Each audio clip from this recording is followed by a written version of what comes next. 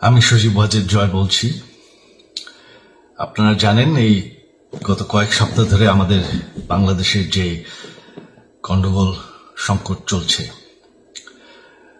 এই যে ছাত্রদের কোটা বিরোধী আন্দোলন, কোটার বিরুদ্ধে আমরাও ছিলাম। শুরু থেকেই আমাদের সরকার কোটা সরিয়ে দিয়েছে, আমাদের সরকার তাদের সম্পূর্ণ দাবি মেনে নিয়েছে। এটা আদালতের একটা রায় ছিল, এটা আমাদের সরকারের করা ছিল না। তাও আমরা অ্যাপিল করে দ্রুত এই কোটা তুলে দেই। তাতেও আন্দোলনকারীরা সন্তুষ্ট না। আমরা তাদেরকে আলোচনায় ডেকেছি, আমরা একটা জুডিশিয়াল কমিশন করেছি যে সংঘর্ষে যে হত্যাকাণ্ড হয়েছে সেটার বিচারের জন্য। অনেক পুলিশ অফিসার যারা অতিরিক্ত ফোর্স ইউজ করেছে তাদেরকে আমরা সাসপেন্ড করেছি। তাতেও এই আন্দোলনকারীরা সন্তুষ্ট নয়। আমরা যতই ছাড়, প্রধানমন্ত্রী নিজেই তাদেরকে ডেকেছেন যে আসেন আমরা আলোচনায় বসি, তাতেও তারা সন্তুষ্ট না। আমরা যতই ছাড় দিতে থাকি, যতই তাদের দাবি মেনে নিতে থাকি, তারা কিছুতেই সন্তুষ্ট না, তারা খালি দাবি বাড়িয়ে যাচ্ছে। এখন দাবি হচ্ছে যে সরকারের পতন। তবে সরকারের পতন হওয়ার পর কি হবে, কি হবে এটা কেউ ভেবেছে? আমরা বাংলাদেশে গণতন্ত্র রক্ষা করে রাখতে চাই। সরকার পতন করে নতুন সরকার আসার সাংবিধানিক অনুযায়ী শুধুমাত্র একটি উপায় আছে, সেটা হচ্ছে নির্বাচন। আমাদের সুপ্রিম কোর্ট রায় দিয়েছে যে কোনো অনির্বাচিত সরকার 1 মিনিটের জন্য ক্ষমতা নিতে পারবে না।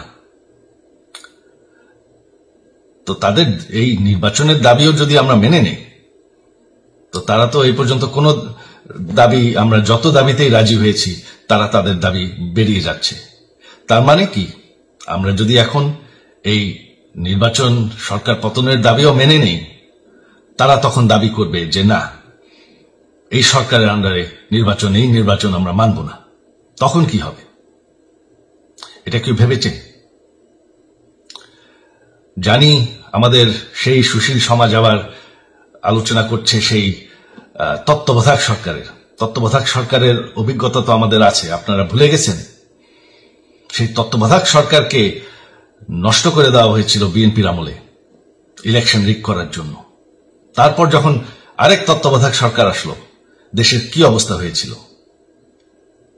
শেষমেশ সবথেকে বড় কথা যে আমাদের সংবিধানে স্পষ্ট বলা আছে এবং আমাদের সুপ্রিম কোর্ট রায় দিয়েছে যে অনির্বাচিত সরকার 1 মিনিটের জন্য দেশের ক্ষমতায় থাকতে পারবে না। আমরা আওয়ামী লীগ, আমরা আন্দোলন করেছি, আন্দোলন করে এই দেশকে স্বাধীন করেছি, আন্দোলন করে গণতন্ত্র ফিরে এনেছি, আন্দোলন করে আমরা দেশের উন্নয়ন করেছি। আপনারা যে বঙ্গবন্ধুর মেয়ে শেখ হাসিনার বিরুদ্ধে বলছেন, আজকে শেখ হাসিনা না থাকলে বাংলাদেশ এতদূর আসতে পারত? অসম্ভব। কেউ কল্পনা করতে পারে নাই যে বাংলাদেশ এরকম উন্নতি করবে, এরকম উন্নয়ন হবে।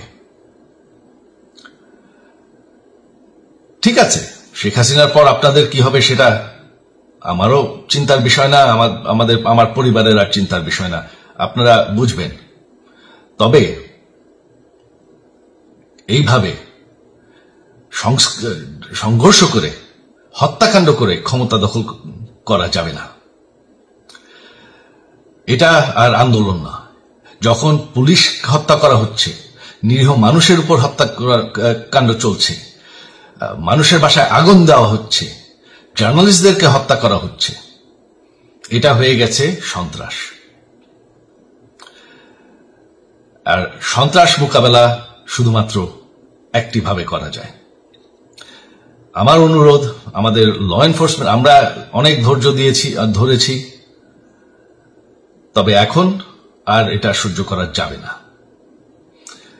ল এনফোর্সমেন্ট এজেন্সি, বিজিবি এবং কি আমাদের মিলিটারির প্রতি আমার আহ্বান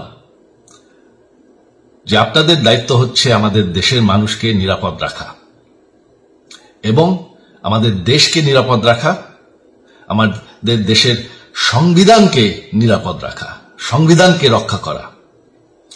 তার মানে 1 মিনিটের জন্য কোনো অনির্বাচিত সরকার আমাদের ক্ষমতায় আসতে দিবেন না। এটা হচ্ছে আপনাদের দায়িত্ব, কারণ সেইটা হলে আমরা আবার পাকিস্তানের মতন হয়ে যাব। আমাদের এই যে 15 বছরের উন্নয়ন সব শেষ হয়ে যাবে। বাংলাদেশ এর থেকে আর কোনোদিন ফিরে আসবে না। আমিও সেটা চাই না, আপনারাও সেটা চান না। আমি সজীব ওয়াজের জয় যতদিন আমার পক্ষে সম্ভব আমি সেটা হতে দেব না। জয় বাংলা, জয় বঙ্গবন্ধু।